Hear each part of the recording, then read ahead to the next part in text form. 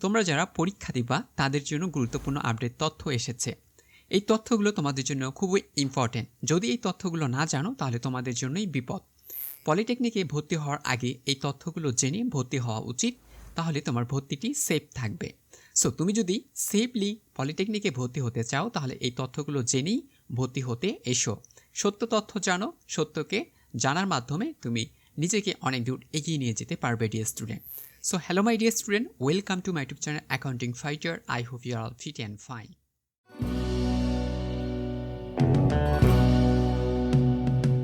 Dear student, polytechnic ভর্তি update তথ্য important কথা না জানলেই বিপদ। ইতিমধ্যেই তোমরা বুঝতে পেরেছ আমি কোন বিষয়গুলো নিয়ে কথা বলতে যাচ্ছি। তুমি ইতিমধ্যেই মনস্থির করেছো যে তুমি পলিটেকনিকে ভর্তি হবে, বাট তুমি কি সত্য তথ্যগুলো জানো বা তুমি সত্য তথ্যগুলো কারোর কাছে শুনেছো কি না? সব কিছু জেনে শুনেই তুমি অবশ্যই পলিটেকনিকে ভর্তি হবে ডিয়ার স্টুডেন্ট। আমি সেই তথ্যগুলো তোমাদের সাথে শেয়ার করব, কিছু প্রমাণ দেখাবো এবং সেই তথ্যগুলোর উপর নির্ভর করে তুমি কিভাবে পলিটেকনিক অ্যাডমিশন জার্নিটা তোমার ভালো হয় সেই তথ্যগুলো আমি তোমাদের সাথে এই পর্বে শেয়ার করতে যাচ্ছি। তোমার কাছ থেকে আমি 5 থেকে 10টা মিনিট চেয়ে নিচ্ছি, তুমি 5 থেকে 10টা মিনিট ভিডিওটি দেখো। সো শুরু থেকে শেষ অবধি দেখা ট্রাই করো। আমি শিওরলি বলতে পারি তুমি এই ভিডিওটি দেখলে কখনো বিপদে পড়বে না। সো ডিয়ার স্টুডেন্ট, তাহলে চলো দেখে নেই। ডিয়ার স্টুডেন্ট, তোমাদের কথাগুলো আমি লিখেছি, দেখতে পাচ্ছ। তোমাদের প্রশ্ন উত্তর আমাদের। তোমরা অনেক প্রশ্ন করেছো এবং যে তথ্যগুলো জানতে চেয়েছো অনেক তথ্য রয়েছে যা তোমরা আসলেই অনেকেই জানো না। সো ডিয়ার স্টুডেন্ট, আশা করি তোমাদের আমি ধাপে ধাপে জানানোর চেষ্টা করব, প্রমাণ দেখাবো, যাতে করে তোমাদের সেই সত্যটুকু বোঝাই থাকে। ঠিক আছে? ওকে। সো তুমি 1 নাম্বার দেখতে পাচ্ছ যে কত মার্কস পেলে তুমি চান্স পাবে। প্রশ্নটা সবার, এই জন্য এটার অনেকটা ব্যাখ্যা রয়েছে, এটা আমরা একটু পরে দেওয়ার চেষ্টা করব। আগে প্রশ্নগুলো পড়ে নাও। 2 নম্বরে রয়েছে ভালো সাবজেক্ট পেতে গেলে কোন বিষয়গুলো তোমাকে বেশি পড়তে হবে অথবা জোর প্রদান করতে হবে। বিষয়টি নিয়েও আমি তোমাকে খুব সুন্দর করে বলবো একটু পরেই। তারপরে দেখো 3 নাম্বার, আমার তো কম জিপিএ আছে, আমি কি চান্স পাবো? সো কম জিপিএ নিয়ে চান্স পাবে কি না বা আদৌ তুমি পরীক্ষা দিলেও তোমার চান্স হবে কি না ভালো কলেজে বা ভালো সাবজেক্টে, সেই বিষয় নিয়েও ধীরে ধীরে তোমাকে একটু পরেই ক্লিয়ার করছি। কোন সাবজেক্টগুলো ভালো? অনেকেই প্রশ্ন করে থাকে বা পড়তে গেলে এই প্রশ্নটা হবেই যে আমি যেই বিষয়টি নিয়ে পড়তে চাচ্ছি আসলে এই বিষয়টি আদৌ ভালো কি না বা কোন কোন সাবজেক্টগুলো আসলে ভালো রয়েছে তা আমাকে জানতে হবে, তাই না? সো জানার জন্য তোমাকে অবশ্যই প্রমাণ দেখতে হবে বাংলাদেশের পরিপ্রেক্ষিতে আসলে কোন সাবজেক্টগুলো ভালো, কোন সাবজেক্টের ডিমান্ড বেশি এবং চাকরির সুযোগ সুবিধা রয়েছে, সেইগুলো প্রমাণ তোমাকে অবশ্যই দেখানো হবে একটু পরে। 5 নম্বর প্রশ্ন কমন পাওয়ার জন্য কোন বই কিনবো বা কোথায় কোচিং করব। বিষয়টি একটু ক্লিয়ার করে দেই। প্রশ্ন কমন পাওয়ার জন্য তোমাকে কোনো বই পড়তে হবে না বা কোচিং করতে হবে না, বিষয়টি এমন না। তুমি যদি একজন ব্রিলিয়েন্ট স্টুডেন্ট হয়ে থাকো তাহলে তুমি বুঝতে পারো তোমাকে কোন বই পড়তে হবে। আমি মেইনলি তোমাকে বলবো বোর্ড বইটা ফলো করো, বোর্ড বই থেকেই প্রশ্ন করা হবে, সিলেবাসের বাইরে কোনো প্রশ্ন করা হবে না। আর যারা বলো যে কোচিং কোথায় করব, ডিয়ার স্টুডেন্ট, কোচিং তো করার প্রশ্নই আসে না। তুমি কিছুদিন আগেই এসএসসি পরীক্ষা দিয়েছো, পাশ করেছো, তুমি জানো সেই বিষয়গুলো, কোন বিষয়গুলো তোমার পরীক্ষায় এসেছে, কোন বিষয়গুলো গুরুত্বপূর্ণ এবং কোন বিষয়গুলো প্রশ্ন হতে পারে, তুমি কিন্তু ইতিমধ্যে জানো, একটা ধারণা তোমার হয়েছে। ইভেন তুমি কিন্তু সেই বিষয়গুলোর চর্চাও করেছো এবং মনে রয়েছে, জাস্ট তোমাকে এখন কী করতে হবে? প্র্যাকটিস করতে হবে। প্র্যাকটিস করলেই তুমি কিন্তু ভালোভাবে চান্সটা পেতে পারো। কিন্তু তুমি এখন ভাবছো না এতগুলো পড়া আমি তো পড়তে পারবো না, কিভাবে শর্টকাটে পড়া যায়, কোন উপায়ে পড়া যায়, তাহলে তোমাকে তো অবশ্যই কোচিং করতে হবে। কারণ এখানে তোমার একজন গাইডলাইন দেওয়ার জন্য কি থাকবে, টিচার থাকবে, তোমাকে সে সুন্দর করে ডিরেকশন দিবে যে কী করতে হবে, কোন প্রশ্ন পড়তে হবে, কীভাবে পড়তে হবে, তোমাকে কিন্তু বলে দিবে। সো এই জন্য তুমি কোচিং করতে পারো। কিন্তু তুমি যদি মনে করো না আমার এগুলো প্রয়োজন না, আমি তো কোচিং করেছি, তুমি বিগত 2 বছর থেকে কোচিং করেছো, তারপরেও তোমাকে কোচিং করতে হবে কেন? কারণ তুমি জানো না হয়তো কীভাবে পড়তে হয়, কীভাবে প্রশ্ন করতে হয়, তুমি এটাও জানো না। যদি প্রশ্ন করতে জানো তাহলে তোমার কোচিং করতে হবে না। ডিয়ার স্টুডেন্ট, মনে রাখো বোর্ড বই থেকেই প্রশ্ন করা হবে। সো বোর্ড বইয়ের পাশাপাশি তুমি যদি বেশি প্র্যাকটিস করতে চাও যে কমন পাওয়ার আশায়, তাহলে তোমাকে অবশ্যই পাশাপাশি পিডিএফ কিনতে হবে বা পিডিএফ পড়তে হবে অথবা তোমার সহায়ক বই কিনতে হবে। তুমি যদি সহায়ক বই কিনতে চাও, অ্যাডমিশন জার্নির জন্য অনেক বই রয়েছে, ঠিক আছে? তুমি বাজারে খোঁজ করলে কিন্তু অ্যাডমিশন জার্নির জন্য বই পেয়ে যাবে, তুমি চাইলে সেই বইগুলোও কিনে নিতে পারো। সো এখন তোমাকে বুঝতে হবে কোন বই তোমার জন্য ভালো, কোনটা কিনলে তোমার জন্য উপকার হবে, এমন বই তোমাকে কিনতে হবে। অনেকেই প্রশ্ন করে 6 নাম্বার যে আমাদের পিডিএফ কেন নিবে বা পিডিএফ থেকে কি কমন প্রশ্ন পড়বে। ডিয়ার স্টুডেন্ট, প্রশ্ন কমন পড়বে এমন নিশ্চয়তা কেউ দিতে পারবে না, প্রশ্নটা তোমাকে কমন করে নিতে হবে। ডিয়ার স্টুডেন্ট, মনে রাখো, অঙ্ক করার সময় বা গণিত করার সময়, কেমিস্ট্রি করার সময় প্রশ্ন কমন পড়ে না। কমন পড়ে কি, তোমার হচ্ছে নিয়ম কমন পড়বে। তুমি যে নিয়মটা শিখবা সেই নিয়মের ভিতরেই তোমাকে অঙ্ক, কেমিস্ট্রি, ফিজিক্স, ইংলিশ, বাংলা যে কোনো সাবজেক্টেই নিয়ম অনুসরণ করে তোমাকে কী করা হবে, প্রশ্ন করা হবে। তুমি যদি সেই নিয়মটা ফলো করো, সেই নিয়মে তুমি প্র্যাকটিস করো অনেকবার, তাহলে দেখা যাচ্ছে ডিয়ার স্টুডেন্ট, যেভাবে প্রশ্ন করুক তুমি কিন্তু সেই প্রশ্নের উত্তরটা খুব ইজিলি দিতে পারছো। এটাকেই বলা হচ্ছে প্রশ্ন কমন বা প্রশ্ন কমন, ঠিক আছে? কিন্তু তুমি এখন ভাবছো যে স্যার এর কাছ থেকে আমি পিডিএফ নিব, পিডিএফে যা আছে আমি ওইটাই যদি হুবহু মুখস্থ করে যাই, কমন পড়লে আমি পাস, অথবা কোথাও কোচিং করব, কোচিংয়ে স্যার আমাকে যা পড়াবে তাই প্রশ্ন আসবে। বিষয়টা এমন না। তোমাকেই বুঝতে হবে যে প্রশ্ন নিয়ম ঠিক থাকলে বাকি প্রশ্ন যে কোনোভাবেই হতে পারে। উদাহরণ হিসেবে আমি তোমাকে বলতে পারি, বিষয়টা হচ্ছে, ধরো 5-এর জায়গায় আমি তোমাকে 5 দিয়ে অঙ্ক করানো শিখিয়েছি, 5-এর জায়গায় 10 দিয়েছে, তাহলে কি প্রশ্ন কমন পড়েছে? না, নিয়ম কমন পড়েছে। তুমি এখানে 10-এর জায়গায় 15 থাকতে পারতো, 15-এর জায়গায় 20 থাকতে পারতো। চেঞ্জ হয়ে যাবে, নাম্বার চেঞ্জ হবে, অক্ষর চেঞ্জ হবে, কিন্তু নিয়ম তো একই থাকবে। নিয়মের কখনো পরিবর্তন হয় না। তোমার নাম্বারের পরিবর্তন হবে, সংখ্যার পরিবর্তন হবে, তারপরে হচ্ছে সাংকেতিক পরিবর্তন হবে, ইত্যাদি ইত্যাদি পরিবর্তন হবে, কিন্তু নিয়মের পরিবর্তন হবে না। সো তুমি যদি সঠিকভাবে নিয়মটা জানো, তাহলে তোমার কাছে তো এটা ইজি হবে, তখন তুমি প্রশ্ন কমন পাবে, এটাই বলা যায়। সো ডিয়ার স্টুডেন্ট, আশা করি তুমি বুঝতে পারছো যে কোথাও কোচিং করতে গেলে তুমি কেন করবে, কি বই কিনবে, কেন কিনবে, সেটা তুমি এখন ভালোভাবেই বুঝতে পারছো। এবং পিডিএফ কেন কিনবে আমাদেরটা, দেখো আমাদের পিডিএফে আছে। তুমি যদি মনে করো বোর্ড বই পড়তে তোমার একটু কষ্ট হচ্ছে, এতগুলো বই সাজানো নেই, প্রশ্ন করা নেই বা প্রশ্ন বানানো নেই, কী ধরনের প্রশ্ন হবে তুমি জানো না, তাহলে তুমি পিডিএফটা সংরক্ষণ করতে পারো। কারণ আমাদের পিডিএফে তোমাকে প্রত্যেকটা চ্যাপ্টার অনুযায়ী তোমাদের কী করা আছে, এমসিকিউ আছে। সেখানে 50টাও আছে, 70টাও আছে, অর্থাৎ যত বড় চ্যাপ্টার হবে তত বড় প্রশ্নের ধারা হবে, ততগুলো এমসিকিউ থাকবে। আবার কোনো কোনো চ্যাপ্টারে 100টার উপরেও এমসিকিউ আছে। সো তুমি বেসিক পিডিএফও পাচ্ছ, 2 ধরনের পিডিএফ পাচ্ছ, বেসিক পিডিএফ পাবা, ঠিক আছে, আবার হচ্ছে অ্যাডভান্স পিডিএফও তুমি পাচ্ছ, প্লাস তুমি অনলাইন সাপোর্ট পাবা। এই জন্য তুমি আমাদের পিডিএফটা সংরক্ষণ করতে পারো। অনেকেই বলছে আমি পিডিএফ কেন নিব, এই প্রশ্নের উত্তরটা আমি তোমাদের দিয়ে দিলাম, আশা করি তোমরা বুঝতে পারছো কেন নেবা। আবার তুমি যদি বাজারে অন্যান্য বইগুলো পড়ো, সেই বইগুলো অনেক মোটা হচ্ছে, আবার প্রশ্ন সাজানো আছে কিনা আদৌ সেটা তুমি জানো না, কিন্তু তুমি কিনে নিয়ে এসে পড়তে পড়তে তুমি বিরক্ত হয়ে যাচ্ছ, কিন্তু তুমি তার চেয়ে পিডিএফ কিনে নিয়ে পড়লে তোমার কাছে অনেকটা সহজ হবে, তুমি সহজেই বুঝতে পারবে কী ধরনের প্রশ্ন হবে ডিয়ার স্টুডেন্ট। তাহলে তুমি কিন্তু খুব সহজে নিজের প্রস্তুতিটা নিজেই নিতে পারছো, তোমার কোথাও কোচিং করতে হচ্ছে না, ঠিক আছে? এই জন্য তুমি পিডিএফ পড়বা। তোমার মনে হয় যদি কোচিং করবা, অবশ্যই ফাইন, তুমি কোচিং করো, নো প্রবলেম, কোচিং করাটাও ভালো। তবে কোচিং করে কি হবে, তুমি তো কয়েকদিন আগে এসএসসি পাস করেছো, তাহলে তুমি তো সব কিছুই জানো, জানার পরেও কেন তুমি কোচিংয়ে যাবা, ঠিক আছে? ওকে, সো অনেক কথা বললাম 2টি প্রশ্ন নিয়ে, কেন কোচিং করবা এবং পিডিএফ কেন নিবা, ঠিক আছে? আশা করি বুঝতে পারছো। এবার পরের প্রশ্নটা আমরা একটু খেয়াল করি। 7 নম্বরে বলছে, প্রশ্ন কি আলাদা আলাদা হবে নাকি প্রশ্ন সেম হবে? অনেকেই প্রশ্নটা করেছে যে অনেকে তো আর্টস থেকে পরীক্ষা দেবে, আবার অনেকে তো কমার্স থেকে পরীক্ষা দেবে, আবার হচ্ছে সায়েন্স। তো সায়েন্সের জন্য বাদ দিলাম, যেহেতু তারা সায়েন্স থেকে পড়ে আসছে, অনেক ইজি। সো যারা আর্টস থেকে পরীক্ষা দিয়ে আসছে, কমার্স থেকে পরীক্ষা দিয়ে আসছে, ইভেন যারা মাদ্রাসা বা কারিগরি থেকে পরীক্ষা দিয়ে আসছে, তাদের তো একটু আলাদা আলাদা হয়ে আছে, তাই না? সো এই যে আলাদা হয়ে আছে, তাদের জন্য কি সেম প্রশ্ন হবে? অবশ্যই একই প্রশ্নেই পরীক্ষা দিতে হবে। কি হয়, একই প্রশ্ন হবে, আলাদা আলাদা কোনো প্রশ্ন না, একই প্রশ্ন হবে। একই প্রশ্ন সায়েন্স, আর্টস, কমার্স, কারিগরি, মাদ্রাসার স্টুডেন্টকে কী করতে হবে, পরীক্ষা দিতে হবে। আশা করি বুঝতে পারছো। সো ক্যালকুলেটর ব্যবহার করা যাবে না ডিয়ার স্টুডেন্ট, তুমি ক্যালকুলেটর ব্যবহার করতে পারবে না। এটা নিয়ে এখনও চূড়ান্ত নির্দেশনা আসেনি, তবে প্রাথমিক নির্দেশনা বলা হয়েছে ক্যালকুলেটর তুমি ব্যবহার করতে পারবে না। সো যেহেতু ম্যাথ করবে, কেমিস্ট্রি করবে, ফিজিক্স করবে, তারপর অ্যাপটিটিউড টেস্ট করবে, এই ধরনের কিছু সমস্যার সমাধান করতে গেলে ক্যালকুলেটরের প্রয়োজন হয়। কিন্তু তুমি ক্যালকুলেটর ছাড়া কীভাবে এটার সমাধান করবে, খুব সহজে। এর জন্য তোমাকে কী করতে হবে, বেশি বেশি প্র্যাকটিস করতে হবে। যারা বেশি প্র্যাকটিস করবে, যারা শর্টকাট নিয়ম শিখবে, তারাই সুন্দর করে অল্প সময়ের মাঝে সুন্দর করে বেশি প্রশ্নের উত্তর অ্যান্সার করতে পারবে।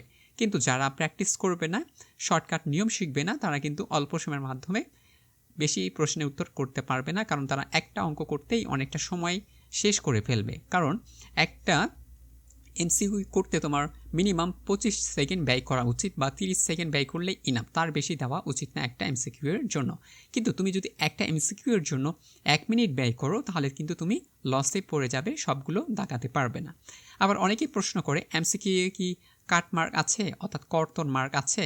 না, কোনো কর্তন মার্ক নেই। তুমি যদি ভুল করো তাহলেও তোমার মার্ক কেটে নেওয়া হবে না, ঠিক আছে? তুমি ভুল করলেও তুমি যতগুলো রাইট করবে, ঠিক আছে, তোমার যতগুলো এমসিকিউ ঠিক হবে তুমি ততগুলোই নাম্বার পাবা। ভুল নাম্বারের জন্য বা ভুল মার্কসের জন্য নাম্বার কেটে যাবে না। ডিয়ার স্টুডেন্ট, আশা করি বুঝতে পারছো, ঠিক আছে? আবার 9 নম্বরে বলছে আমি চতুর্থ বিষয়ে ফেল করেছি, আবেদন করতে পারবো কি না? তুমি চতুর্থ বিষয়ে ফেল করলেও আবেদন করতে পারবে, এই বিষয়টা কোনো ম্যাটার করে না। সো চতুর্থ বিষয়ে কারো তোমার কি থাকে সেটি হচ্ছে হায়ার ম্যাথ থাকে, কারো কৃষি থাকে, আবার কারো গার্হস্থ্য আছে যারা মেয়েরা রয়েছে, সো থাকতে পারে। সো তুমি চতুর্থ বিষয়ে ফেল করলে সমস্যা নেই, তুমি আবেদন করতে পারবে। আবার অনেকে প্রশ্ন করে আমি তো হায়ার ম্যাথে হচ্ছে কি 3.00 পাইনি, তাহলে কি আমি আবেদন করতে পারবো? অবশ্যই পারবে, যদি তোমার সাধারণ গণিতে কি থাকে 3 পয়েন্ট থাকে। আবারও বলছি, যে কোনো একটা গণিতে 3 পয়েন্ট থাকলেই তুমি আবেদন করতে পারবে। কমার্সের স্টুডেন্টদের জন্য সাধারণ গণিতে অবশ্যই 3 পয়েন্ট থাকতে হবে, আর্টসের স্টুডেন্টদের জন্য সাধারণ গণিতে অবশ্যই 3 পয়েন্ট থাকতে হবে। আর যারা সায়েন্সে রয়েছে তাদের জন্য অপশন দুইটা, এক সাধারণ গণিতে 3 পয়েন্ট থাকবে, অথবা হায়ার ম্যাথে 3 পয়েন্ট থাকলেই হবে, অর্থাৎ যে কোনো একটা থাকলেই তুমি কিন্তু আবেদন করতে পারবা, নো টেনশন। এবার দেখো প্রশ্ন কেমন হবে, সহজ না কঠিন? ডিয়ার স্টুডেন্ট, কারিগরি মানে একটু হলেও সহজ, কঠিন অতটা না। তুমি যদি কারিগরি শাখা থেকে পড়াশোনা করো, তোমার ডিপ্লোমা তুমি কমপ্লিট করো, তাহলে তুমি দেখবে যে ডিপ্লোমা কোর্সগুলোর ভিতরে first semester, second semester, third সেমিস্টারে কিছু কঠিন আছে, কিন্তু পরবর্তী সেমিস্টারগুলোতে যখন তুমি যাবা দেখবে যে অনেক ইজি প্রশ্ন করা হয়। সো সেখান থেকে ধারণা এবং পূর্ববর্তী প্রশ্নগুলো অ্যানালাইজ করে আমরা বুঝতে পেরেছি যে তোমাদের অ্যাডমিশন জার্নিতে অতটা কঠিন করা হবে না, ঠিক আছে? আবার যারা আর্টস কমার্সের স্টুডেন্ট মাদ্রাসা কারিগরি থেকে আসবে তারাও তো সায়েন্সের বিষয়গুলো নিয়ে পড়বে। সো তারা কি আর 1 মাস বা 2 মাসের ভিতর অতটা এক্সপার্ট হতে পারবে না? সো তাদের জন্য কি করা হবে, প্রশ্নটা একটু নর্মালি করা হবে। কিন্তু কারা চান্স পাবে বিষয়টা আমি একটু পরেই ক্লিয়ার করছি, ঠিক আছে? তাহলে দেখো স্টুডেন্ট, প্রশ্নটা কি হবে, একটু সহজ একটু কঠিন, তার মানে আমাদের মাঝামাঝি থাকবে। 9 সহজ 9 কঠিন, মাঝামাঝি থাকবে। আশা করি তুমি বুঝতে পারছো। স্যার কোচিং করতে কি হবে? আমি আবারও বলছি, তুমি যদি কোচিং করতে চাও তাহলেও ভালো, যদি কোচিং না করতে চাও তাহলেও ভালো। কারা কোচিং করবে?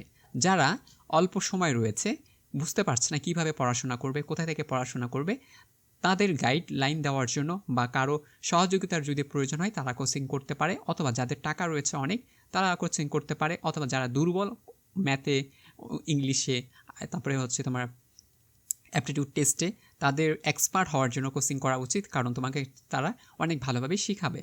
আর যারা মনে করে একটু ভালো রয়েছে, ভালো রেজাল্ট করেছে, পাশাপাশি সে নিজে থেকে পড়তে পারে, তাদের কোচিং করার কোনো প্রয়োজন নেই, ঠিক আছে? মিছেই তোমার টাকাটা নষ্ট করার কোনো প্রয়োজন নেই। এই টাকাটা তুমি পরবর্তী অ্যাডমিশন জার্নিতে খরচ করতে পারো। তুমি যদি ভালো করতে চাও অবশ্যই তুমি পিডিএফ কিনো, পিডিএফ কিনেই তুমি পড়াশোনা করতে পারবে। কীভাবে পিডিএফ পড়বে? মোবাইল থেকে ডাউনলোড করে রাখবে, তুমি যেখানেই যাচ্ছ সেখানে এক পাতা পিডিএফ পড়বে, বা অন্য পাতা তোমার যখন যেই পৃষ্ঠাটা পড়ার ইচ্ছা হবে তুমি সেই পৃষ্ঠাটা ডাউনলোড করে নিয়ে পড়তে পারছো। এই পিডিএফ পড়ার একটা নিয়ম। তোমার সঙ্গে কোনো বই নিতে হচ্ছে না, তুমি হাতে থাকা ফোনটির মাধ্যমেই পড়াশোনা করতে পারছো, ঠিক আছে? যেখানে ইচ্ছা তুমি সেখানে গিয়ে পড়তে পারছো, এই জন্য তোমার পিডিএফ সুবিধা। আর কোচিংয়ে গেলে দেখা যাচ্ছে তোমার যাওয়া আসার সময় লস, ইভেন তুমি ওখানে কিছু শিখছো, আবার অনেক বন্ধুবান্ধবের সাথে আড্ডা দিতে গিয়ে তোমার সময় লস হয়ে যাচ্ছে। ওই সময়টা তুমি যদি পিডিএফ পড়ো বাসা থেকে এবং বেশি বেশি প্র্যাকটিস করো, তাহলে কিন্তু তুমি অনেকটা প্রস্তুতি এগিয়ে নিতে পারছো। সো এইটাই হচ্ছে পিডিএফ এবং কোচিংয়ের মধ্যে পার্থক্য, ডিয়ার স্টুডেন্ট। আশা করি বুঝতে পেরেছ। আরেকটা গুরুত্বপূর্ণ প্রশ্ন অনেকেই করেছে, পরীক্ষার খাতায় কি রাফ করা যাবে? দেখো ডিয়ার স্টুডেন্ট, তোমাকে যে খাতাটা দেওয়া হবে, ধরো এটা হচ্ছে এমআর খাতা, ঠিক আছে? এমআর অর্থাৎ নৈবেদিক খাতা, আর তোমাকে একটা প্রশ্ন দেওয়া হবে, ঠিক আছে? কোশ্চেন দেওয়া হবে। সো এই কোশ্চেনে যদি তোমাকে যারা গার্ড দিবে তুমি তাদের কাছ থেকে জিজ্ঞাসা করে নিবা, অথবা প্রশ্নে কিন্তু লেখা থাকবে যে তুমি রাপ করতে পারবে কিনা, ঠিক আছে? সো এটা তারা বলে দিবে পরবর্তীতে, সমস্যা নেই।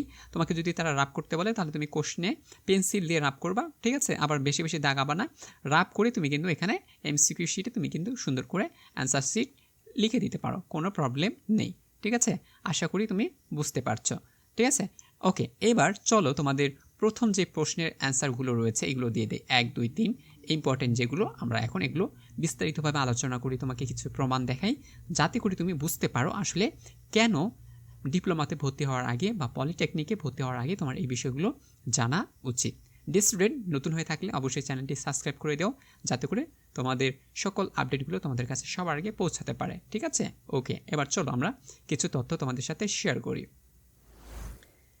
ওকে ডিয়ার স্টুডেন্ট, এইবার দেখো বিষয়টা বলছে কত মার্কস পেলে চান্স হবে। বিষয়টা খেয়াল করো, অনেকেই বলে যে আমি কত মার্কস পেলে চান্স পাবো। ডিয়ার স্টুডেন্ট দেখো, এই ক্ষেত্রে তোমাকে দুইটি বিষয় মাথায় রাখতে হবে, অর্থাৎ দুই ধাপে তুমি কিন্তু চান্স পেতে পারো। এক, সর্বোচ্চ নাম্বার বেশি হলে, আর আরেকটা হচ্ছে সর্বোচ্চ নাম্বার কম হলে। বিষয়টা কি বুঝতে পারোনি তো? এখন দেখো, ধরো তোমরা পরীক্ষা দিয়েছো 100 জন, 100 জনের ভিতর পরীক্ষা দেওয়ার পর তোমাদের পাশ করেছে হচ্ছে 75 জন, রাইট? ওকে, 75 জন পাশ করেছে। এই 75 জনের ভিতর সর্বোচ্চ নাম্বার পেয়েছে সে কত পেয়েছে? তোমাদের পরীক্ষা হবে, লিখিত পরীক্ষা হবে কত? 70 মার্ক। তাহলে সে সর্বোচ্চ নাম্বার পেয়েছে কত? আমাদের ধরো যে আমরা ধরে নিলাম 65 নাম্বার পেয়েছে। তার মানে এই 70-এর ভিতর সে 65 নাম্বার পেয়েছে কত? সর্বোচ্চ। ঠিক আছে? তাহলে ডিয়ার স্টুডেন্ট, এইবার ধরো যদি সে সর্বোচ্চ পায় 65 নাম্বার, তাহলে কি হলো? এই ক্ষেত্রে তোমার একটি সুযোগ থাকলো কি, মোটামুটি তোমার 50 প্লাস, ঠিক আছে, বা 60 এরকম তুমি যদি নাম্বার পাও, তাহলে তুমি কিন্তু চান্স পাচ্ছ, বা তোমার সম্ভাবনা একটু বেশি হচ্ছে, কারণ সর্বোচ্চ নাম্বার কিন্তু 65 রয়েছে। তাহলে তুমি 50 পেলেও চান্স পাবা, 52, 51, এখান থেকে 60 পর্যন্ত তুমি পেলেও চান্স পাবা। আবার মোটামুটি আমি যদি ধরি যে 45 পেলেও তুমি এখান থেকে চান্স পেতে পারছো, কারণ তোমার এখানে সর্বোচ্চ 65 দেওয়া আছে, ঠিক না? এইটা হচ্ছে তোমার একটা সর্বোচ্চ নাম্বার। এখন দেখো, সর্বোচ্চ নাম্বার যদি তোমার কম হয়, অর্থাৎ আমরা ধরেছিলাম 70-এর ভিতর যদি 65 পাই, কিন্তু 70-এর ভিতর তুমি যদি মোটামুটি কত পাও? 60 পাও। সর্বোচ্চ নাম্বার কত পেয়েছে? 60। ঠিক আছে? 100 জনের ভিতর পরীক্ষা দিয়েছে কতজন? 70 জন। ঠিক আছে? পাশ করেছে 70 জন। এখন দেখো ডিয়ার স্টুডেন্ট, এই 70 জনের ভিতর সর্বোচ্চ নাম্বার যে পেয়েছে, যে ছেলেটা বা যে মেয়েটা বা যে ব্যক্তি পেয়েছে, সে সর্বোচ্চ কত পেয়েছে? 60 পেয়েছে। তাহলে দেখো, প্রথমবার আমরা একটা নিয়ম শিখলাম, সেটা হচ্ছে কি সর্বোচ্চ নাম্বার বেশি ছিল 65, বাট এবার 70-এর ভিতর পেয়েছে কত? 60। তাহলে এবার চিন্তা করো তো, যারা 40 থেকে মোটামুটি তোমার এখানে 56 নাম্বার পাবে, তারা কিন্তু চান্স পাওয়ার প্রবাবিলিটি একটু বাড়বে কিনা, কারণ এখানে সর্বোচ্চ নম্বরই কম রয়েছে। তাহলে নিচের দিকে আরও, তাহলে তুমি যত কম পাচ্ছ তত থেকেই তোমার চান্স পাওয়ার সম্ভাবনাটা বেশি। যদি সর্বোচ্চ নাম্বার বেশি থাকে, তাহলে তুমি একটু কম পাবা, কারণ যাদের নাম্বার বেশি হবে তারা 50 থেকে এই 60-এর ভিতর থাকবে, তারা আগে সুযোগ পাবে। সো তারপরে যদি মনে হয় যে সিট ফাঁকা আছে, তখন তারা আরও একটু কম করে দিবে। কিন্তু তুমি যদি মনে করো যে তোমার সর্বোচ্চ নাম্বারই কম পেয়েছে, তাহলে তোমার এদিকে থেকে শুরু হচ্ছে কত? 40 থেকে তোমাদের শুরু হবে চান্স পাওয়ার প্রবাবিলিটি। তারপরে যদি এখানে সিট ব্লক হয়ে যায়, তাহলে তারা তোমাকে আবার কি দিতে পারে? এখান থেকে দিতে পারে হয়তো 35। তাহলে তুমি পরীক্ষায় 70-এর ভিতর 35 পেয়েও কিন্তু চান্স পেয়ে যাচ্ছ। বিষয়টা কি ক্লিয়ার কি না? দেখো ডিয়ার স্টুডেন্ট, কখনো 70-এর ভিতর তুমি 35 পেয়েও চান্স পেতে পারো, যদি তোমার ওই যে অল টোটাল কম নাম্বার থাকে। আর যদি মনে করো 70-এ পরীক্ষা দিয়েছো, কিন্তু তুমি 50 বা 56 পেয়েছো, তারপরেও তুমি চান্স পাওনি। কেন পাওনি? কারণ এখানে সর্বোচ্চ নাম্বার ছিল কি? 65। সো 65 থেকে তোমার এই 56-র দিকে আসতে অনেকগুলো স্টুডেন্ট হয়তো ছিল, এই জন্য চান্সটা বেশি হয়ে গেছে। সো তোমার 56 পেয়েও তুমি কিন্তু চান্স পেতে পারো নি, কারণ তোমার সর্বোচ্চ নাম্বার এখানে ছিল কি? 65। আর দেখা যাচ্ছে তোমার যদি সর্বোচ্চ নাম্বার কম হয়, আর তুমি তাহলেও 35 পেয়েও, বা ধরো যে এরকম 35 পেয়েও তুমি কিন্তু চান্স পাচ্ছ, কারণ এখানে সর্বোচ্চ নাম্বার কম ছিল। সো ডিয়ার স্টুডেন্ট, বিষয়টা আমি ক্লিয়ার করতে চাইলাম এতটুকুই। সর্বোচ্চ নাম্বার যদি বেশি হয়, তাহলে তুমি বেশি নাম্বার পেয়েও চান্স পাবা না, আর যদি সর্বোচ্চ নাম্বার কম থাকে, তাহলে তুমি কম নাম্বার পেয়েও চান্স পাচ্ছ। একটা বিষয় ক্লিয়ার করে দিলাম, ঠিক আছে? সো এখন দেখো, তাহলে আমি ডিয়ার স্টুডেন্ট বলতে পারি তুমি মোটামুটি, তাহলে অ্যাভারেজ আমরা যদি ধরি, তাহলে আমরা অ্যাভারেজ কত পেলে চান্স পাবো? আমরা অ্যাভারেজ ধরে রাখছি 56 থেকে তুমি যদি 60 নাম্বার তুলতে পারো। কত নাম্বার? 56 থেকে যদি 60 নাম্বার উঠাইতে পারো, তাহলে তুমি চান্স পাচ্ছ। এইটা তোমার হচ্ছে পরীক্ষা নাম্বার উঠাইতেই হবে। 56 থেকে কত? 60 নাম্বার। তার এর নিচে উঠাইলে তুমি চান্স পাবে না? অবশ্যই পাবে ডিয়ার স্টুডেন্ট, সমস্যা নেই। কিন্তু সেটা পরবর্তীতে যখন সিট সংখ্যার উপর, অর্থাৎ আসন সংখ্যার উপর সেটা নির্ভর করছে, কতটুকু পর্যন্ত তারা তোমাকে সিরিয়াল লিস্ট রাখবে। ঠিক আছে? যদি মনে করো যে যারা 56 থেকে 60 পেয়েছে, এদের ভিতরেই তাদের কলেজের সিট সংখ্যাগুলো বুকিং হয়ে গেছে, তাহলে তুমি কিন্তু এই 54 পেয়েও আর চান্স পাচ্ছ না, অথবা 55 পেয়েও কিন্তু আর চান্স পাচ্ছ না, কারণ সিট তো বুকিং হয়ে গেছে। সিট বুকিং না হলেও তুমি 45 পেয়েও চান্স পেতে পারো। এই বিষয়টা তোমাকে মাথায় রাখতে হবে, ঠিক আছে? এখন ধরো তুমি ৭৭-এর ভিতর নাম্বার পেয়েছো তোমার কত? ৭৭-এর ভিতর তোমাকে ৫৬ থেকে ৬০ নাম্বার উঠাইতেই হবে। আশা করি তুমি বুঝতে পেরেছো। আর এইটার উপর তো তোমার আর হাত নেই, মানে ৩০ নাম্বারের উপর তো তোমার আর করার কিছু নেই। তুমি যা করেছো বা তোমার যতটুকু রেজাল্ট হয়েছে ওই রেজাল্টের উপর তো এটা কাউন্ট করা হবে, তাই না? সো ধরো তুমি এখানে মোটামুটি কত পেয়েছো? ১৫ পেয়েছো অথবা ২০ পেয়েছো। তাহলে ১৫ অথবা ২০ পেয়েছো, তাহলে তোমার এখানে আসতেছে কত? যদি আমরা ধরি ৫৬-এর সাথে আমরা যদি ২০ যোগ করি তাহলে কত হচ্ছে? ৫-৬, তাহলে আমাদের ৭৬ হচ্ছে। তাহলে তুমি ১০০-র ভিতর পাচ্ছ কত? ৭৬ পেয়েছো। আর এখানে কত রয়েছে? ৬০। তাহলে ৬০-এর সাথে আমরা ১৫ যোগ করি, ঠিক আছে? তাহলে আমাদের কত আসতেছে? এই যে ৭৫। তাহলে তুমি ১০০-র ভিতর ৭৫ পেয়েও কী হয়ে গেছো? চান্স পেয়ে গেছো। সো এই ক্ষেত্রে এখন আরেকটি বিষয়, যাদের জিপিএ ভালো আছে তারা যদি এই ৭৭-এর ভিতরে একটু কম নাম্বার পায় তাহলে এই জিপিএ দিয়ে সেটা কী করতে পারছে? কাভার করতে পারছে। আবার বলি, যাদের জিপিএ ভালো সে যদি লিখিত পরীক্ষা একটু কম পায় সে কিন্তু জিপিএ দিয়ে ওই বিষয়টাকে কাভার করতে পারবে। কিন্তু ডিয়ার স্টুডেন্ট, খুবই ওয়াচফুল হয়ে শোনো, যাদের জিপিএ কম, যাদের কি জিপিএ কম তারা কি করবে? পরীক্ষায় টার্গেট রাখবে কত?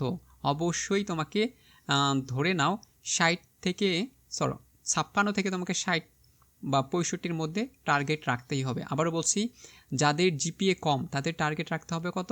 ৫৬ থেকে ৬৫-র ভিতর যেন নাম্বার থাকে।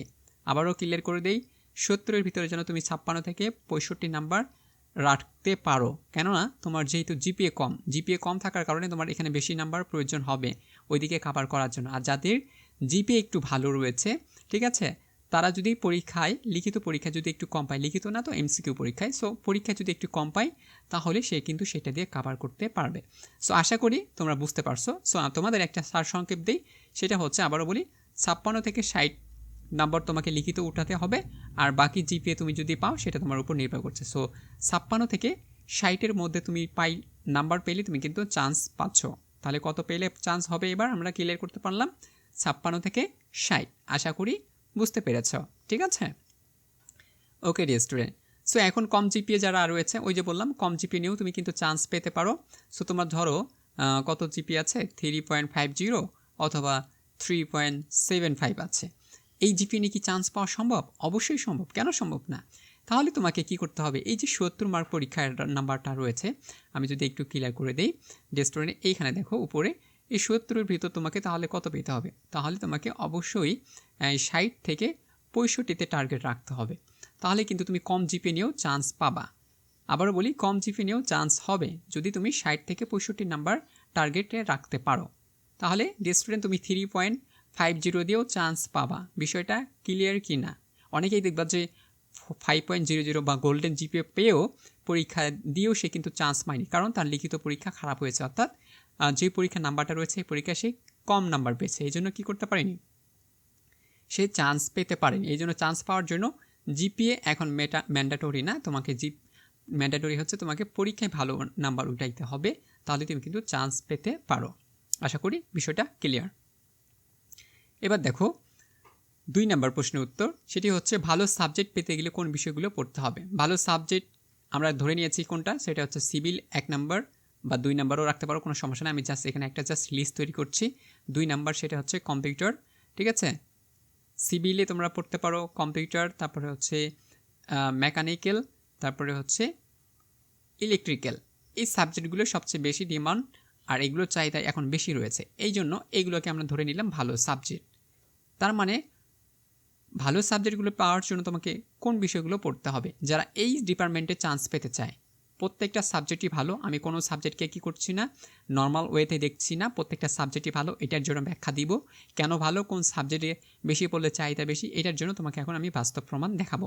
বাট যারা basically computer, civil, mechanical, electrical এই 4টি সাবজেক্টের মধ্যে যে কোনো একটি সাবজেক্ট পেতে চায়, তাদেরকে কোন সাবজেক্টগুলো বেশি পড়তে হবে সেটা হচ্ছে গণিতে ভালো নাম্বার উঠাইতে হবে।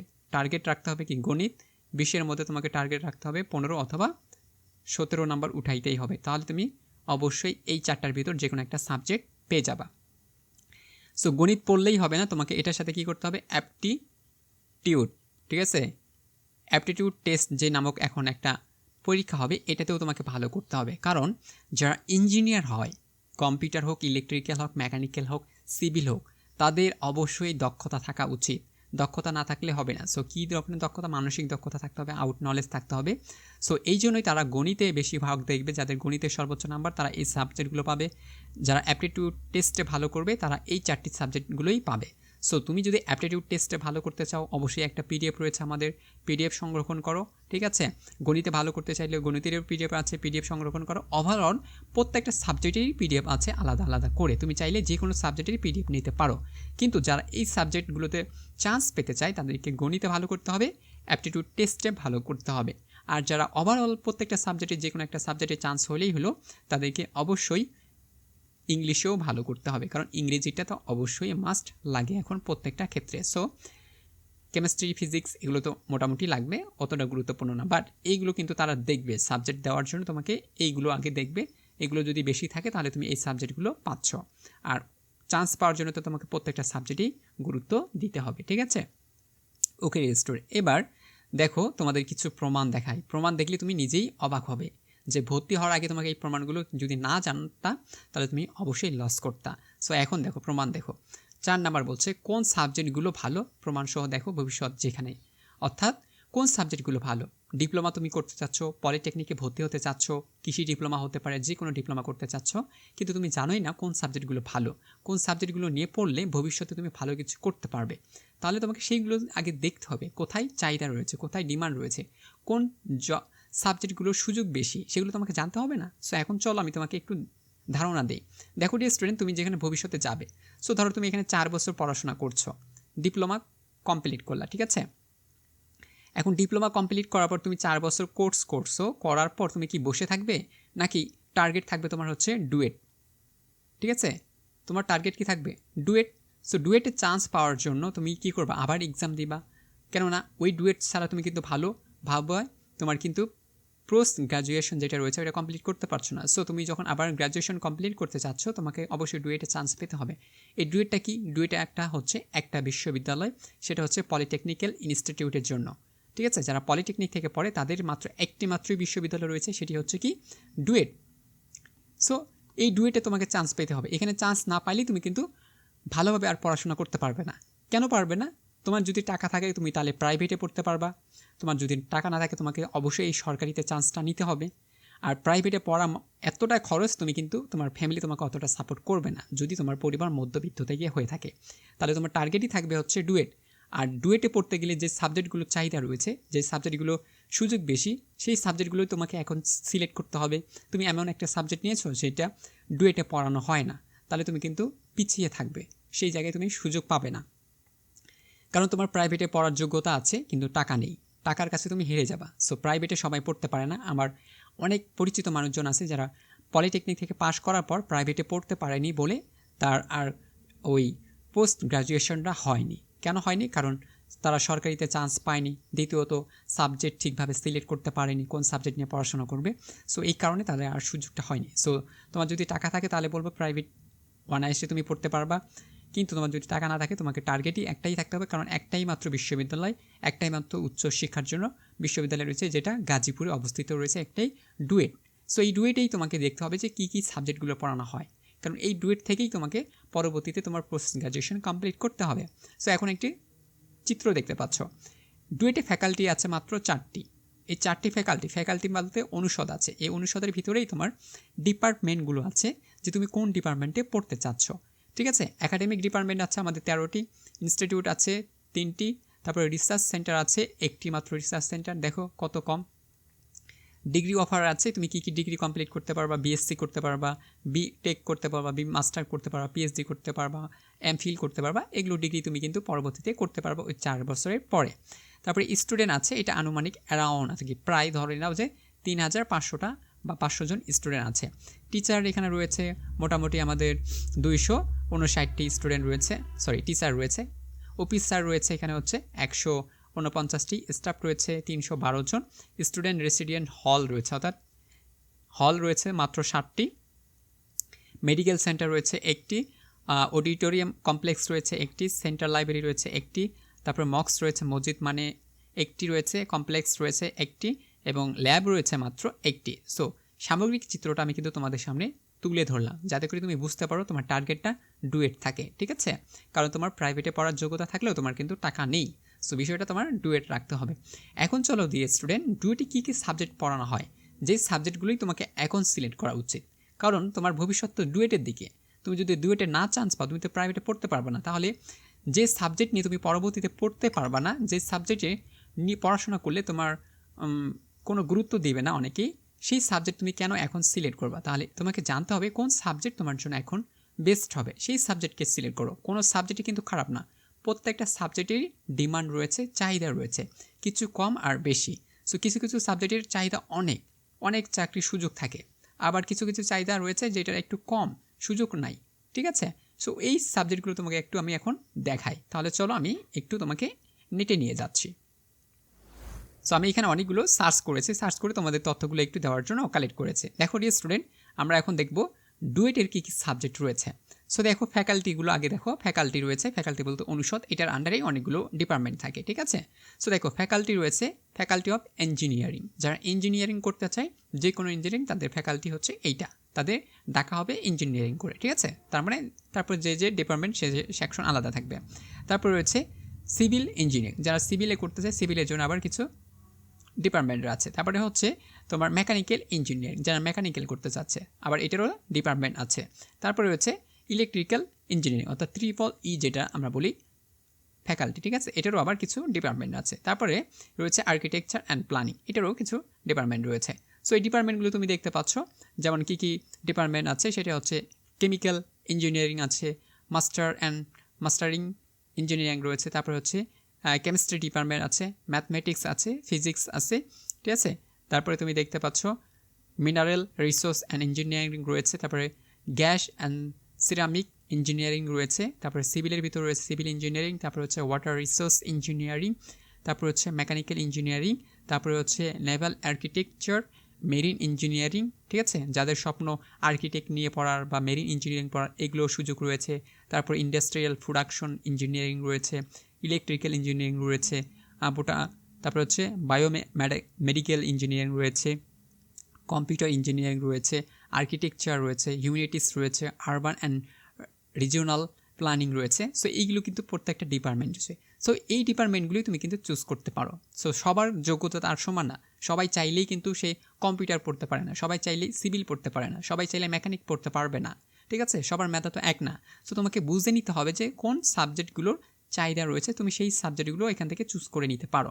এখন চলো কেন তুমি চুজ করবা, সেই চাহিদা বা সুযোগগুলো কতটুকু রয়েছে সেটা তোমাকে একটু দেখাই দেই। ডিয়ার স্টুডেন্ট, এখন তোমাকে আমি দেখাই। দেখো এখানে রয়েছে আর্কিটেকচার তুমি দেখতে পাচ্ছ, ওখানে সিট সংখ্যা রয়েছে মাত্র কি 30টা, এখানে কিন্তু সুযোগ কম, আবার এখানে স্টুডেন্টও কম। সো তুমি ওই স্টুডেন্টের ভিতর যদি হতে চাও, তুমি আর্কিটেকচার নিয়ে পড়তে পারো। দেখো এই যে সিভিল ইঞ্জিনিয়ারিং, এটার চাহিদা বেশি, সুযোগও বেশি, তারপর বিভিন্ন সরকারি চাকরিগুলোর পদগুলোও বেশি, এই জন্য এটার মনে করো সবচেয়ে ডিমান্ড বেশি থাকে সিভিলে। দেখো 124টা সিট রয়েছে, এটার আবার সরকারি চাকরিগুলোতেও অনেক সুযোগ রয়েছে, চাহিদাও রয়েছে, এই জন্য এটার চাহিদা একটু বেশি, এই জন্য এটাকে বলা হয় তোমার হচ্ছে যে ভালো সাবজেক্ট। কিন্তু প্রত্যেকটা সাবজেক্টই ভালো স্টুডেন্ট, শুধু সুযোগ কম রয়েছে, কিছু সাবজেক্টে বেশি সুযোগ আর কিছু সাবজেক্টে কম সুযোগ, ঠিক আছে? আর যারা যেই সাবজেক্টগুলো কম সুযোগ, সেই সাবজেক্টগুলো পরিশ্রমও কম করতে হয়, বিষয়টা এমন। সো চিন্তা ভাবনা করো তুমি কোন সাবজেক্টগুলো নিবা। সো আমি বলবো ডুয়েটে যে সাবজেক্টগুলো পড়ানো হয়, যে সাবজেক্টগুলো বাজারে চাহিদা রয়েছে, যে সাবজেক্টগুলো সুযোগ বেশি, তোমাকে সেই সাবজেক্টগুলো সিলেক্ট করা উচিত।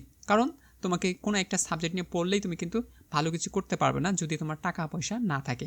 যদি মনে করো তোমার টাকা পয়সা আছে, তাহলে তুমি যে কোনো একটা সাবজেক্ট নিয়ে পড়তে পারো, কোনো প্রবলেম নেই। আবার দেখো কেমিক্যাল অ্যান্ড ফুড ইঞ্জিনিয়ারিং, এটার মাত্র 30টি সিট, কিন্তু কম্পিউটারে দেখো আবার 120টি রয়েছে। দেখো এটার চাহিদা অনেক বেশি, বর্তমানে তো আরও বেশি। সো এটার চাহিদা রয়েছে, এটা সুযোগ রয়েছে, বিভিন্ন সেক্টরে কম্পিউটার ইঞ্জিনিয়ারিং তো লাগবেই, মাস্ট।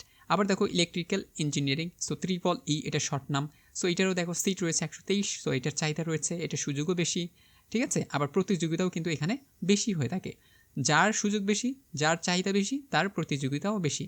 সো তুমি যদি প্রতিযোগিতা কম করতে চাও, তাহলে তোমাকে কম সুযোগ যেখানে রয়েছে সেই সাবজেক্টগুলো সিলেক্ট করতে হবে। তারপরে দেখো ইন্ডাস্ট্রিয়াল অ্যান্ড প্রোডাকশন ইঞ্জিনিয়ারিং, 31টি, তার মানে এখানে সুযোগ কম, চাহিদাও কম, প্রতিযোগিতাও কম। আবার দেখো মেকানিক্যাল ইঞ্জিনিয়ারিং, চাহিদা বেশি, সুযোগও বেশি, প্রতিযোগিতাও বেশি। ডিস্ট্রেনে তাহলে তুমি কি বুঝতে পারছো যে সাবজেক্ট তুমি সিলেক্ট করছো, সেই সাবজেক্টের যদি সুযোগ বেশি থাকে, চাহিদাও বেশি থাকবে, ইভেন প্রতিযোগিতাও বেশি থাকবে। সো তুমি যদি ওই প্রতিযোগিতায় নিজেকে যোগ্য মনে করো, নিজেকে তুমি ওই জায়গায় নিয়ে যেতে পারবে, তাহলে তুমি সেই সাবজেক্টগুলো সিলেক্ট করো এবং তুমি জানো তোমার মেধা কতটুকু আছে, তুমি বুঝতে পারো তোমার মেধা তুমি নিয়ে কতটা দূর এগিয়ে যেতে পারবে, তাহলে তুমি ওই সাবজেক্টগুলো সিলেক্ট করো। কিন্তু তুমি মনে করছো তোমার মেধা অতটুকু কুলাবে না, তাহলে তুমি যে কোনো একটা সাবজেক্ট নিয়ে পড়াশোনা করো, আর ওই যে সাবজেক্ট নিয়ে পড়াশোনা করো ওইটাই যদি মন দিয়ে করো তাহলে তুমি ভালো কিছু করতে পারবে। ডিয়ার স্টুডেন্ট, আশা করি বুঝতে পেরেছো। ওকে ডিয়ার স্টুডেন্ট, এবার চলো আমরা নেক্সট দেখি যে প্রশ্ন কমন পাওয়ার জন্য কোন বই কিনবো। এটার উত্তর তো আমি কিছুক্ষণ আগেই দিয়েছি, তারপরও বলি পিডিএফটা আমাদের কেন নেবা। আমরা বলি চ্যাপ্টার অনুযায়ী তোমাদের কি করানো আছে, সাজানো আছে। প্রত্যেকটা চ্যাপ্টার অনুযায়ী তুমি প্রশ্ন পাবা, সুন্দর করে সাজানো গোছানো, যাতে করে এক নিমিষেই তুমি কি করতে পারো, পড়তে পারো। তুমি যেখানে যাবা হাতে একটা ফোন নিয়ে যাবা, তাহলে তুমি পড়তে পারছো, যে কোনো জায়গায় পড়তে পারছো। বই নেওয়ার ঝামেলা কম, গোছানো একটা পদ্ধতি পাচ্ছ, সহজে মুখস্থ করার পদ্ধতি পাচ্ছ, অনলাইন সাপোর্ট পাবা। ইভেন তুমি একসাথে বেসিক পিডিএফও পাচ্ছ, ঠিক আছে, আবার অ্যাডভান্সও পিডিএফও তুমি পাচ্ছ। সো দুই ধরনের পিডিএফ তোমাকে দেওয়া হচ্ছে, এই জন্য তুমি আমাদের পিডিএফটা গ্রহণ করতে পারো ডিয়ার স্টুডেন্ট। অনেকেই বলছে পিডিএফের মূল্য অনেক বেশি। সো ডিয়ার স্টুডেন্ট, আমাকে যেভাবে বলা হয়েছে যে এখানে তাদের পিডিএফ সেল করা হয়, পিডিএফটা ভালো, আমিও পড়ে দেখেছি তাদের পিডিএফটা ভালো। ইভেন তারা যে প্রাইসটা রেখেছে সেই প্রাইসটা মোটামুটি রিজনেবল, ঠিক আছে। কারণ তুমি যখন কোচিং করবা সেখানে কোচিংয়ের জন্য অনেক টাকা দিতে হচ্ছে। ইভেন তুমি যখন একটা বই কিনবা সেখানে বইটা তোমার কেমন রয়েছে, গোছানো না অগোছালো, তুমি কিন্তু বুঝতে পারো না, কিনে নিয়ে আসতেছো, কিন্তু তুমি পিডিএফটা দেখে নিয়েছো, দেখছো ভিডিও দেওয়া হয়েছে, তুমি চাইলে পিডিএফটার ভিডিও দেখে নিতে পারো যে কেমন, প্লাস তুমি আগে থেকেই বুঝতে পারছো, ঠিক আছে, বিভিন্ন রিভিউ দেখে বুঝতে পারছো ডিয়ার স্টুডেন্ট যে পিডিএফটা কেমন হতে চলেছে। সো আমরা ইতিমধ্যে পিডিএফ সেল করেছি অনেকগুলো, সো আমরা ভালোভাবে সাড়া পেয়েছি। সো আশা করছি বাকি পিডিএফগুলো আমরা সেল করতে পারবো। সো তোমরা যদি এই পিডিএফ মনে নেওয়ার প্রয়োজন হয় অবশ্যই পিডিএফ নেওয়ার জন্য যোগাযোগ করবে স্টুডেন্ট। আশা করি বুঝতে পেরেছ। সো স্টুডেন্ট, ভিডিওটি তোমাদের কেমন লাগলো অবশ্যই কমেন্ট সেকশনে জানিয়ে। ভালো তথ্য জানার জন্য অবশ্যই কমেন্ট করো, তোমাদের তথ্যগুলোর উত্তর আমরা আবারও দেওয়ার চেষ্টা করবো। সো স্টুডেন্ট, বুঝতে পারলে আজকে তোমাদের যে তথ্যগুলো দিলাম এই তথ্যগুলো হয়তো তোমরা আগে অনেকেই জেনেছো, আবার অনেকেই জানো না, কিন্তু ভর্তি হওয়ার আগে এই তথ্যগুলো জানাটা তোমাদের জন্য খুবই জরুরি ছিল বলে আমি মনে করি। কেননা ভর্তি হওয়ার পর তুমি যদি ভুল তথ্যগুলো জানো তাহলে তোমার জন্যই ক্ষতিকর হবে। সো এখন তুমি সিদ্ধান্ত নাও কোন সাবজেক্টগুলো নিয়ে তুমি পড়াশোনা করবে, কোন কলেজে পড়বে এবং কোন কলেজে পড়তে গেলে কতটুকু পরীক্ষায় নম্বর তোমাকে উঠাতে হবে সেটা তুমি ভালোভাবেই বুঝতে পারছো। তারপরেও তোমাদের আরও একটি বেসিক ধারণা দিই, বিভাগীয় যে পলিটেকনিক কলেজগুলো রয়েছে এখানে চান্স পেতে গেলে তোমাকে অবশ্যই 4.50 জিপিএ তো থাকতে হবে, প্লাস তোমাকে এখানে ভালো নাম্বার উঠাইতে হবে 70-এর ভিতরে, ঠিক আছে, তাহলে তুমি কিন্তু চান্স পাচ্ছ। যাদের একটু কম জিপিএ তারা তোমরা জেলা পর্যায়ের কলেজগুলোকে সিলেক্ট করো, তারপরেও যদি আরও কম হয় তুমি তাহলে উপজেলা পর্যায়ে যে কলেজগুলো আছে ইনস্টিটিউট তুমি সেখানে সিলেক্ট করো। আর যাদের একেবারেই কম, আবেদন করতে পারোনি, তারা তোমরা কি করবা, যে প্রাইভেট ইউনিভার্সিটি পলিটেকনিকগুলো আছে এই পলিটেকনিকগুলোতে তুমি আবেদন করো, তোমার যে কোনো জায়গায় চান্স হবে। তুমি ভালোভাবে পড়াশোনা করে পরবর্তী অ্যাডমিশন নেওয়ার জন্য চেষ্টা করবা, সেটা কোথায়, ডুয়েটে চেষ্টা করবা, ঠিক আছে। ডুয়েট থেকে পড়ে তুমি যদি ভালো কিছু করতে পারো তাহলে তুমি তোমার লাইফে কেরিয়ার গঠন করতে পারবে বলে আশা করছি। আশা করি এই ভিডিওটি তোমাদের জন্য সবচেয়ে বেস্ট ভিডিও হয়েছে। ভিডিওটি শেয়ার করে দাও, বন্ধুদের জানিয়ে দাও, তারাও যেন জানতে পারে। So thank you very much.